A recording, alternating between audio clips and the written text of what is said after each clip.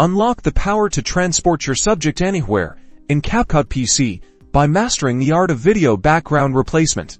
Let's dive straight into CapCut for PC and learn how to swap out that plain background for something extraordinary. First, import your video clip that you want to edit into CapCut. Drag and drop your footage onto the timeline here. Now, you'll need a background, image, or video. To replace your current one, go to the Media tab and import your desired background.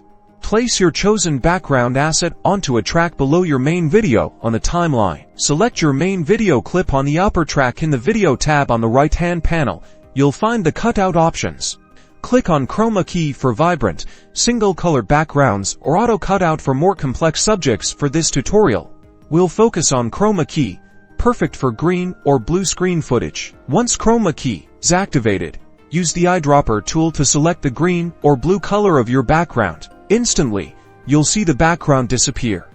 Now, fine-tune the strength and shadow sliders to perfectly blend your subject with the new background. For more precise control around intricate edges like hair, switch to the Mask tool. Use the brush to carefully paint over the edges of your subject, refining the cutout and ensuring a seamless blend. You can adjust the brush size and feathering for the best results. And there you have it.